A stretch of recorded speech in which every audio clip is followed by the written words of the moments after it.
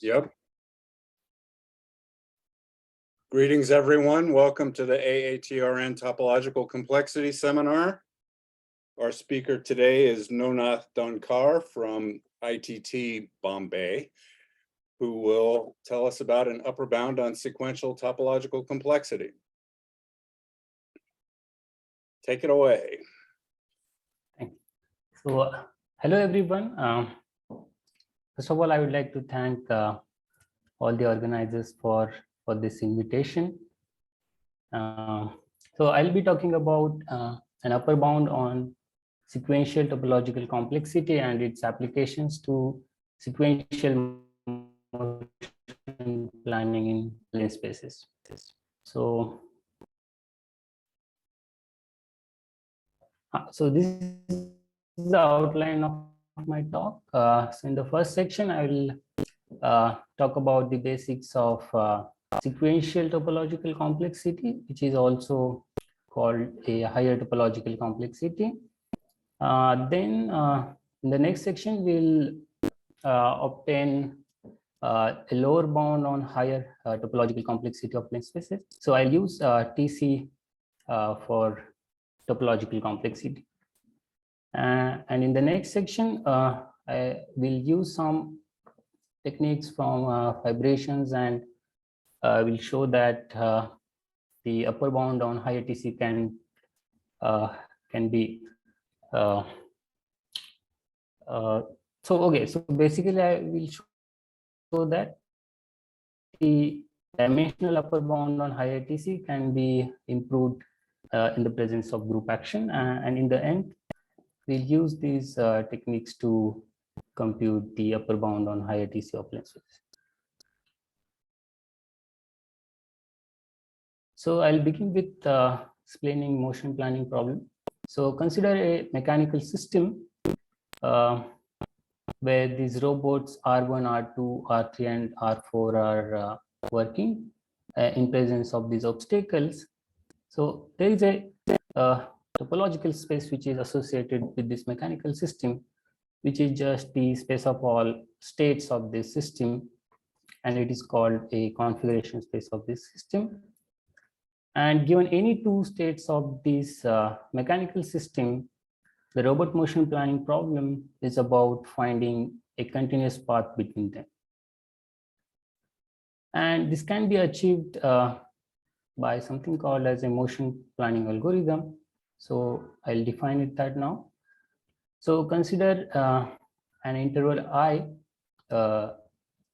denotes the closed interval 0, 1, and the space of all paths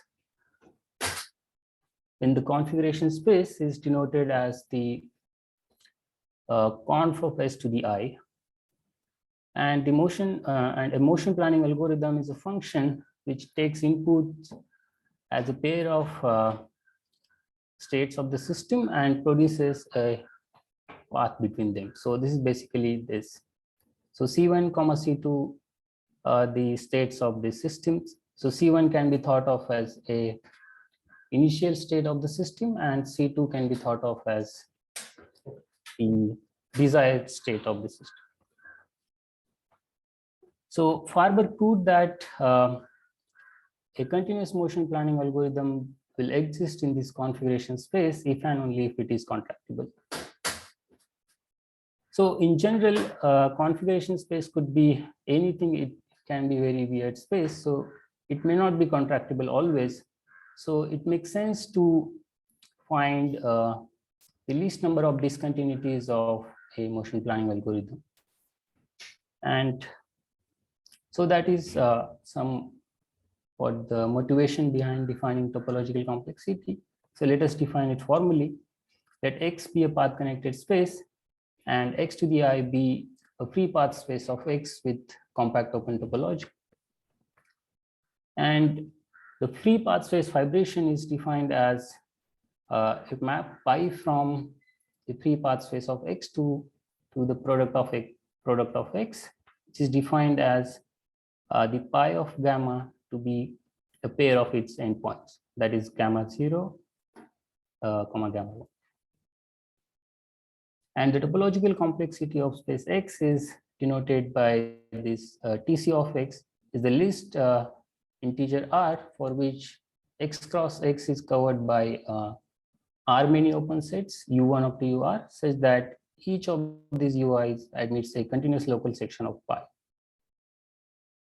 And Farber showed that this integer is in fact a homotopy invariant of a space. That means if you have two homotopy equivalent spaces, then their topological complexity is same.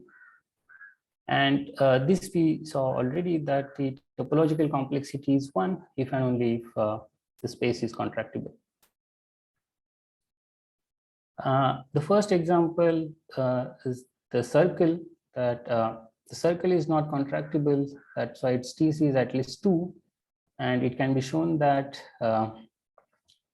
that S1 cross S1 can be covered by 2 open sets, and they admits local continuous sections of a free path space fibration. So that's why TC of S1 is 2. There is a similar invariant in the literature, which is introduced by Lusternik and Schnirelman. So the Lusternik-Schnirelman category of space X is denoted as the cat X, and is the smallest integer R, such that X can be covered by R many open subsets V1 up to VR, with each inclusion from Vi to X is null homotopy. So that means these VIs are contractible inside X.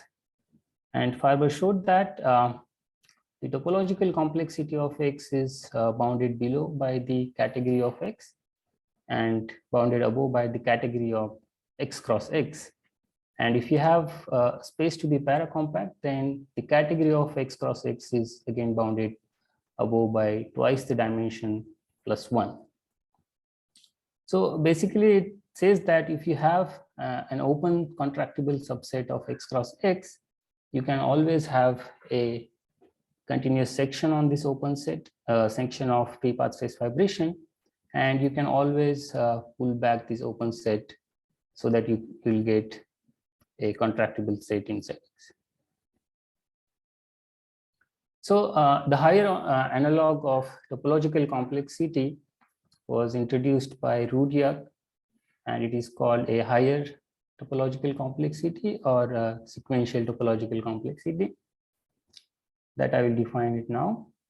So consider a path connected space X and the fibration pi k from the free path space of X to the product of k many copies of X, which is defined by the pi k of gamma is a k tuple,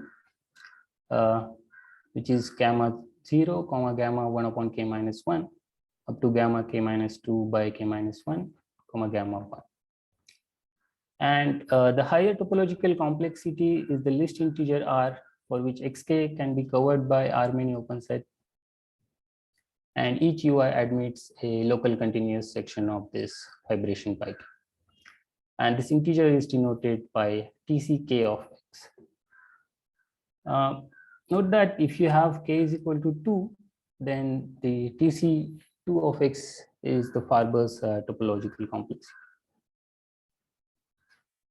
And there is a similar bound that was given by Basabe, Gonzalez, Rudyak, and Tamaki, that they showed that for a path connected paracompact space, the higher TC of X is bounded below by the category of X raised to k minus 1, and is bounded above by cat of X raised to k, and that is bounded above by k times the dimension of X plus 1. So, so this upper bound k times dimension of X plus 1, I will call it as dimensional upper bound. There are special cases of something called the Schwarz genus. So given a fibration P from A to B, where E and B are path connected spaces, the Schwarz genus of P is the list integer k for which B is covered by open sets, k many open sets, U1 up to UK, so that the P has local continuous sections on each of these open sets. And the genus of this fibration, Schwarz genus of this fibration is denoted by this notation, genus of P. So for example, if you have this fibration, which we defined just now, that pi k from the free path space of X to the xk, then the genus of this pi k is in fact the kth topological complexity or the higher topological complexity of X.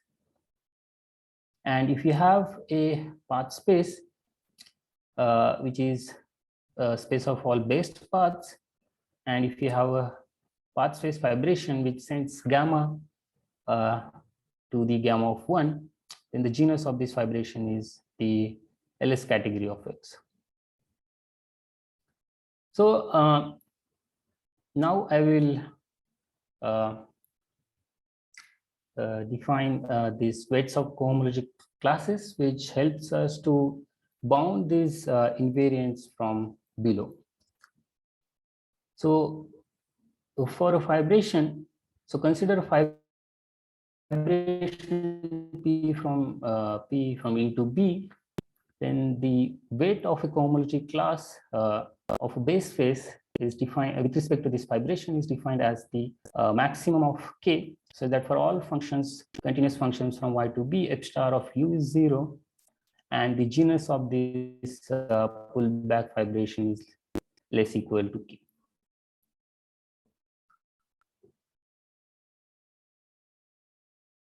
So they can show that for a fibration P from E to B, and if you have the cohomology classes of the base space UIs such that their cup product is non-zero,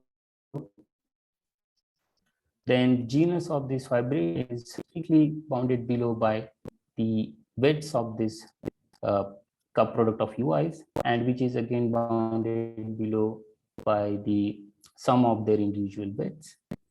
And moreover, they showed that the weight of such a cohomology class is greater or equal to 1 if and only if P star of U is 0. So since we are interested in topological complexity or the higher topological complexity, we would translate this state for high TC. So consider this fibration pi k from X to the I to xk and a cohomology class inside the base space. The higher TC weight of this cohomology class with respect to this fibration is defined by the weight of U with respect to pi k. And the statement just we stated that will translate into this, that the higher TC of X is strictly bounded below by the sum of the weights of these classes UIs, where the cup product is non-zero. And moreover, they prove that, so the other statement will translate into this, that the weight of a cohomology class U is greater or equal to 1 if and only if the dk star of U is 0, where this dk star is a diagonal induced map on the cohomology. So recall that for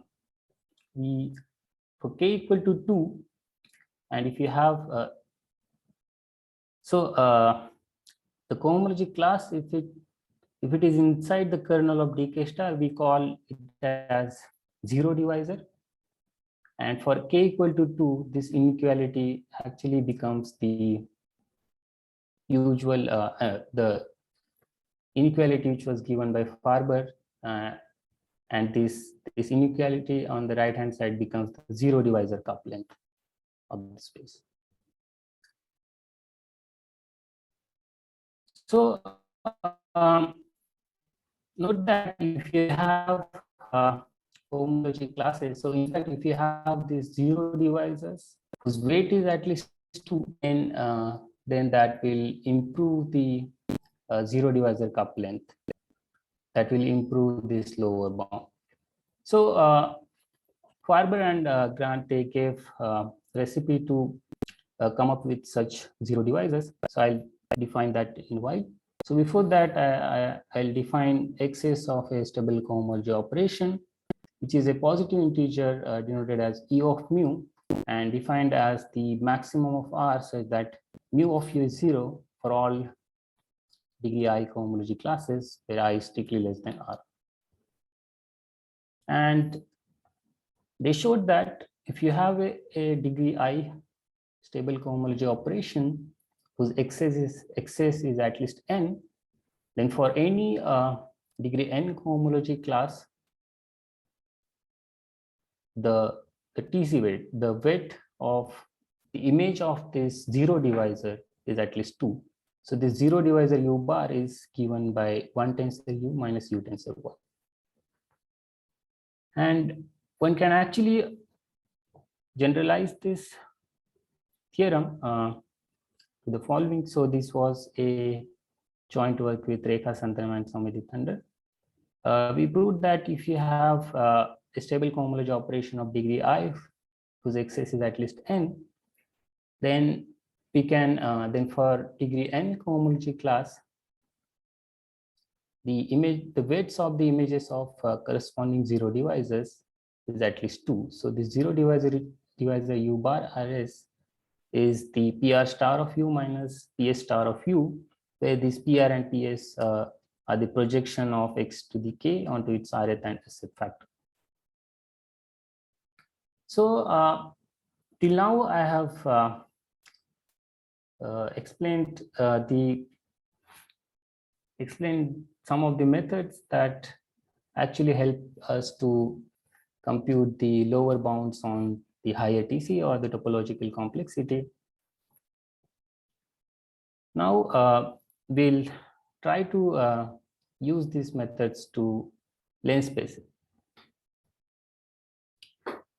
So the lens space is a orbit space of 2n plus 1 dimensional sphere by the mth roots of unity, and the computation of the topological complexity of lens spaces was considered by many mathematicians. So I would like to state some of the results. So the first result that I would like to state was by Gonzalez. He proved that let S n comma m be the smallest integer L, such that there is a Zm axial map from the product of this 2n plus 1 dimensional lens space to the 2l minus 1 dimensional lens space. Then for even m, the topological complexity of lens spaces is bounded above by 2 times S n comma m, and it is bounded below by 2 times S n m minus 1. So one can relate these two to the axial maps on the projective spaces. So it was a famous theorem by Farber, Tabishnikov, and Izvinsky. They proved that the topological complexity of projective spaces is in fact is equal to the one more than the immersion dimension. And so this theorem is about generalizing those kind of ideas. And the next theorem is by Farber and Grant. They proved that if m does not divide 2n choose n, then the topological complexity of lens space 2n plus 1 dimensional lens space is equal to twice its dimension. So that is exactly 4n plus 2. So it is just one lesser than the dimensional upper bound. And later, Gonzalez used these results to prove that if you have m to be even, and if it divides 2n choose n, then he proved that the topological complexity of this lens space is less equal for n, and moreover, if it will be exactly equal to 4n if m does not divide this 2n minus 1 choose. So these are a few results about the topological complexity of lens spaces. And we would like to study the higher topological complexity of lane spaces, and that is the. Can I ask a question? Yes. Can you go one slide back? In the Farber grant statement, I don't remember, but do they require M to be even? They don't require actually. Okay. I think they don't require. Okay, thank you. Yeah.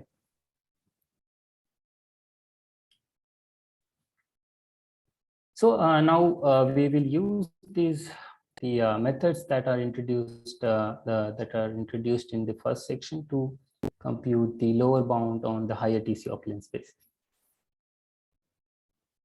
So there is a theorem by Farber and Grant. They proved that the topological complexity of these lane spaces, 2n plus 1 dimensional lane space, is bounded below by 2 times L plus L prime plus 1, where the L and L prime are positive integers lesser than n, less equal to n, such that M does not divide the L plus L prime choose L prime.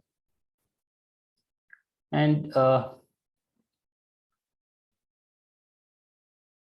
so here one can see that if M does not divide 2n choose n, then you'll get the lower bound which was the 4n plus 2 that I just stated. So we generalize this theorem and we prove that the higher TC of this lane spaces is bounded below by k times L plus L prime plus 1 if k is even, and it is bounded below by k minus 1 times L plus L prime plus k plus 2n if k is odd, where these L and L primes are positive integer less equal n, such that M does not divide this binomial coefficient, the L plus L prime choose L prime raised to the floor of k by 2. So I'll just sketch the proof of this result when k is even. So suppose k is 2k prime, and consider the zero divisors xi bar, which is pi star of x minus p1 star of x, where these pi's are the projections, and consider yi bar to be pi star of x minus pi minus 1 star of x, where these are the projections. And we can easily see that they are in the kernel of this dk star. Now consider this product, that the product of xi bars, where I goes from 2 to k, and the product of y 2j bar raised to L plus L prime, where j goes from 1 to k prime. And one can show that if M does not divide the L plus L prime choose L prime to the floor of k by 2, then z is non-zero. And the reason for that it contains such a term. The term is like L plus L prime choose L prime raised to k prime, and y raised to L tensor xy L prime tensor like this, and these classes are always non-zero in the cohomology of lane space. So k prime here is just since k was 2k prime, the floor of k by 2 is just k prime. And we showed that if you have a zero divisors, which are the images of stable cohomology operations, then their weight is at least 2. So these weights of okay, I think I think I haven't really given the description of this lane space. So okay, sorry, it was in my earlier slides, but it went away. Okay. So okay, let me just say that in word. So the cohomology, the cohomology ring of lane spaces with respect to the coefficients from Zm is just the quotient of a polynomial ring with two variables with Zm with coefficients from m. So it was generated by x and y, says that degree of y is 2 and degree of y is 1, degree of x is 1.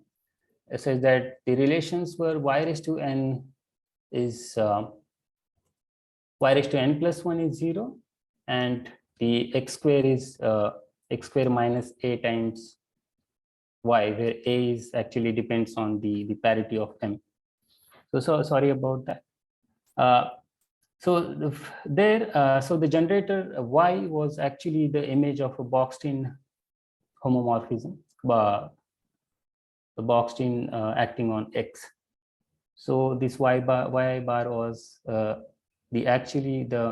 image of a stable cohomology operation of a zero divisor. So that's why their weight is at least 2, and one can compute this weight. So the weight is actually of this class is bounded below by 2k prime times L plus L prime plus k minus 1. So the weights of y2j bars was 2. So this will give you 2k prime times L plus L prime, and k minus 1 will come from this. And that's what the statement was about. That so recall that the higher TC was always strictly bounded below by the weights of such classes, and that's why we will get the statement for k even. And the case when k is odd is also similar. And an immediate corollary of the previous theorem is this: if m does not divide this binomial coefficient 2 and choose 2 raised to the floor of k by 2, then we can replace the L and L prime by 2n, and we'll exactly get the lower bound to be this k times 2n plus 1, which is exactly equal to the k times the dimension of the lane space. Can I make another question? Now we got the lower bound from the higher T. Hello. Oh yeah. Can I Hello? make Is there any? Internet connection seems not to be working very good. I don't know if it is my fault. Okay, I'll just continue. I'll ask at the end. Sure, I can't hear you. Can you hear me? I can hear you now. I think there is some network issue. Okay. But was there any question? I'll ask it at the end. Okay. Go ahead and continue. Sure. Sure. Yeah. So now we would like to obtain the upper bound on the higher TC of lane spaces. So the Farber and Grant showed that the topological complexity of these lane spaces is bounded above by the twice its dimension, and the technique that they is this, that they use the topological complexity of the total space of this fibration is less equal topological complexity of a fiber times the category of P cross P. And they actually consider this fibration from lane space to the complex projective space of dimension n, whose fiber is S1. And if you just put the values in this, the TC of S1 is 2 and the cat of CPN cross CPN was 2n plus 1. So that's how they got this upper bound. And one can expect that can you also get the upper bound on higher TC in a similar way. But that is not the case in general. In fact, more generally, we can prove the similar result. But to expect something like that, for this fibration, one has to have this k times kn plus 1 to be less than k times 2n plus 1. And that can happen only if k is equal to. So we will not get the upper bound, or In other words, we will not be able to improve this dimensional upper bound on the higher TC using such kind of result. So the question is how to reduce the upper bound on the higher TC of this length spaces. And for that, we will use something from the subspace topological complexity. So I'll just define that. So we define this higher subspace topological complexity of a subset of x to the k. You consider this fibration pi k of a. So remember, the pi k was from the free path space of x to the x raised to k. And you consider, you take A inside x to the k and consider its inverse image under that pi k. And this restriction is becomes a fibration. And the higher subspace topological complexity of A is defined by the genus of this fibration.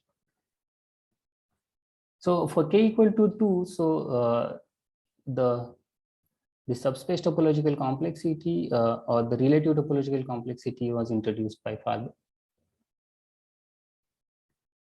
Now we'll look at the result of Grant, who proved that if you have a fibration like this, x to the e cross e to y of path connected spaces, then the topological complexity of the total space E, the topological complexity of E is actually bounded above by category of y times the relative topological complexity of x.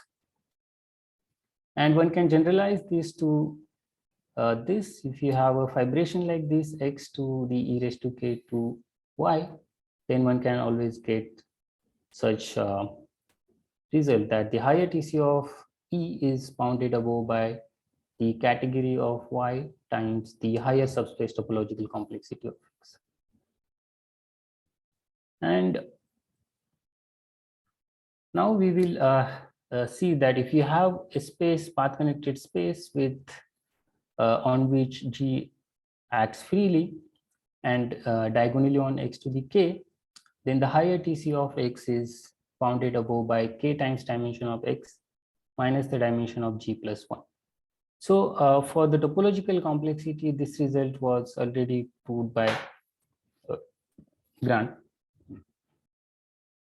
And one can see that under this assumption, the dimensional upper bound gets improved by this.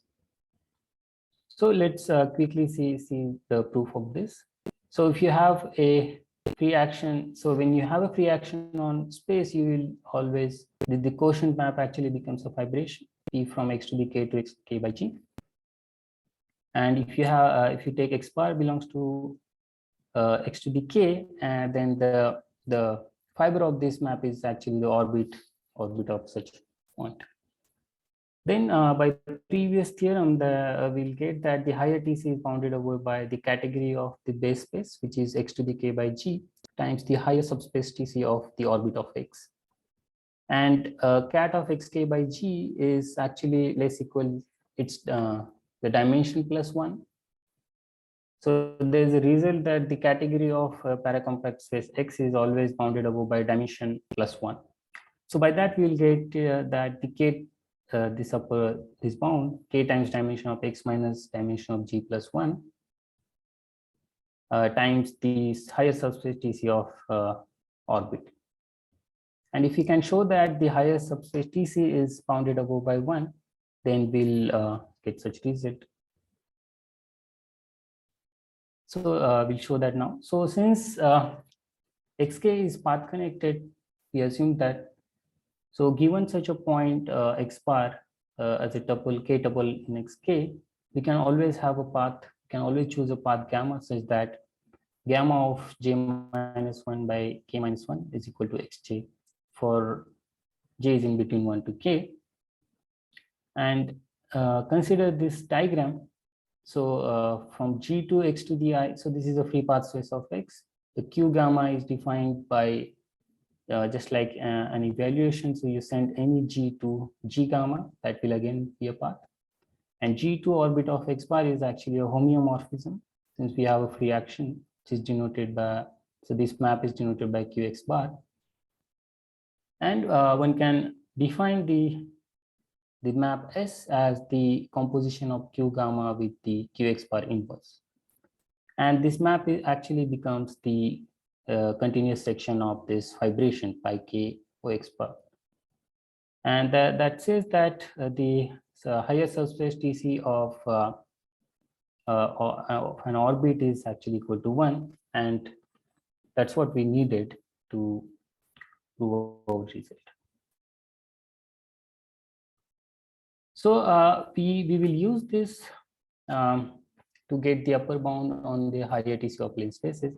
So what we need that if you have a free action on lens spaces, we will be able to improve the dimensional upper bound.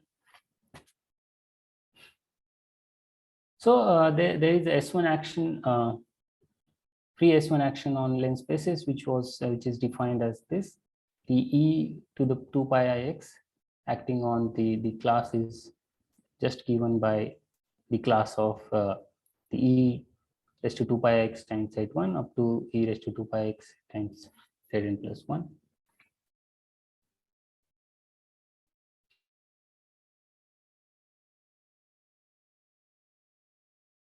And Chorosky showed that this actually bound on the higher TC of lens space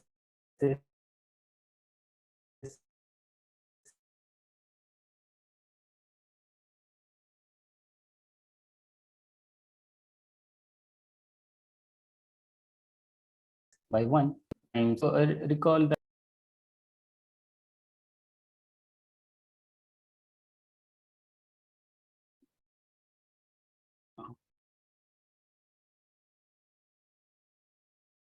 Looks like we lost the speaker. We have Hello? lost your screen. oh sorry. Okay, I'm sharing.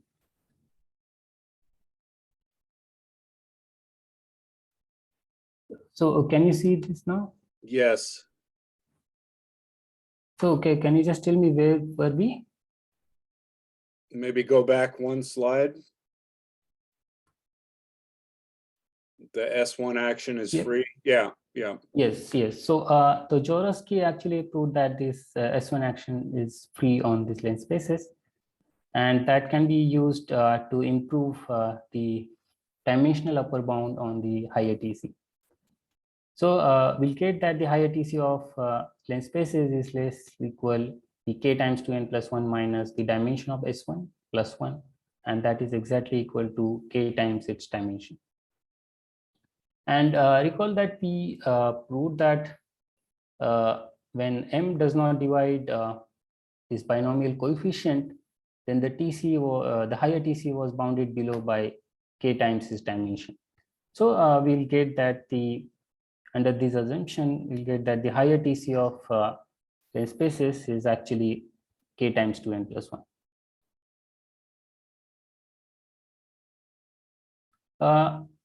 Now I'll state a few more general results that which are actually the higher analogues of the results proved by Mark Grant. So if you have a X to be a normal ENR, Euclidean neighborhood retract, and Y to be a paracompact space with a closed map from X to K to the Y, such that the higher subspace TC of the fiber Q inverse Y is less equal N for each Y, then the higher TC of X is bounded above by the dimension of Y plus 1 times N. And the next result, so the part of the next result we already proved. If you have, so suppose that G acts locally smoothly on X to the K, and the higher subspace TC of the orbits is less equal N for each X bar in xk, then the higher TC of X is bounded above by K times dimension of X minus the dimension of the principal orbit plus 1 times N. And if the action is free, then the higher TC is bounded above by the category of the X raised to K by G So it is category of x raised to k by g times n. And there are some sufficient conditions for then the higher subspace TC becomes 1. So that is given by this.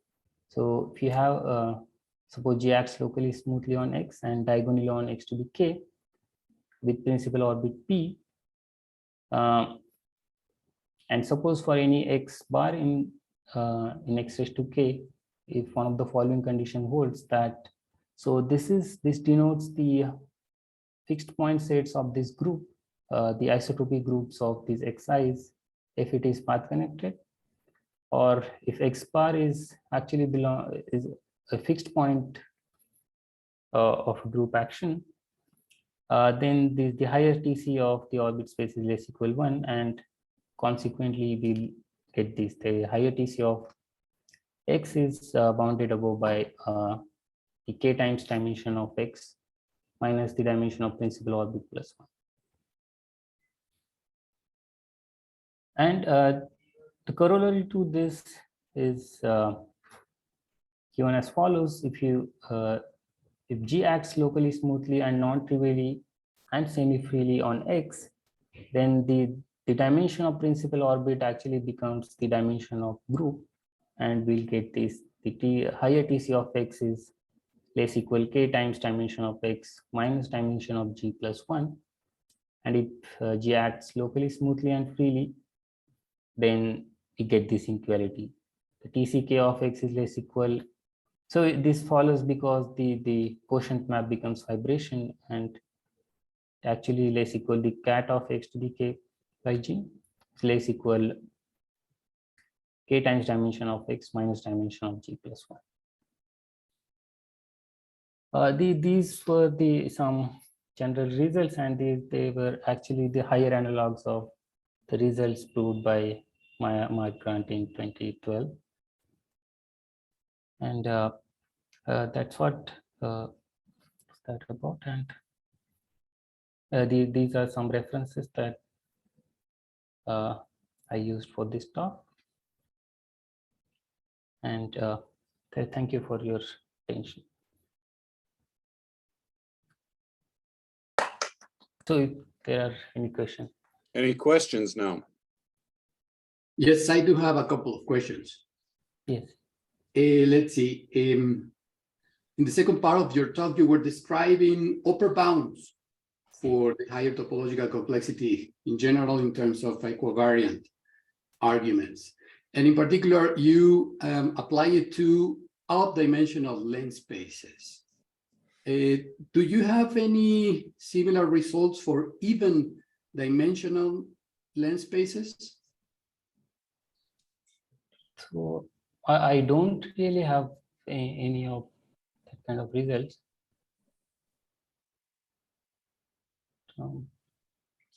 Yeah, in those cases, it doesn't seem to have this action.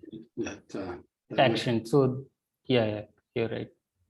Okay, well, the other question that I have is in the related to the first part of the talk, where you were describing lower bounds for the higher complexity. And I wonder if you could go back to this result in your slides where you were describing the lower bound that you got for length spaces, the higher TC of length spaces, depending on when the K is even and the K was odd. Yes. That one. It's a little bit strange that in the case when K is odd, you seem to have a slightly better lower bound, right? Because you have to add 2n. Yes. You're entitled to add 2n to the lower bound. Now, this seems a little bit odd for me because, you know, higher TC of a space is a monotonic function. If you fix this space and vary TC2, TC3, TC4, and so on, these numbers really are monotonous. They start increasing. And the lower bound that you're getting at is not, apparently is not monotonic because of this. When k is even, you have a slightly smaller bound, and when k you get to the next one, you have a slightly larger bound, and then you go back down, up and down, up and down. So I was wondering if this is really reflecting something about the actual value of the higher TCs of length spaces. Okay, so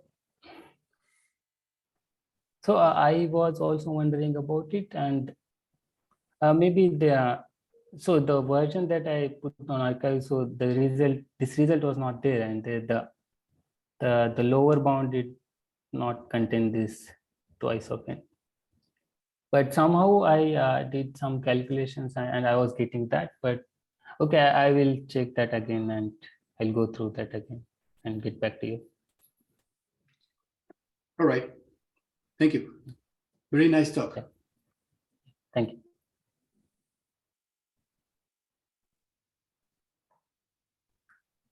Are there any further questions?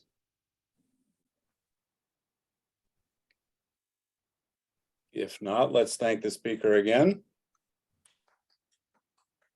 Thank you. I'm going to stop the recording now.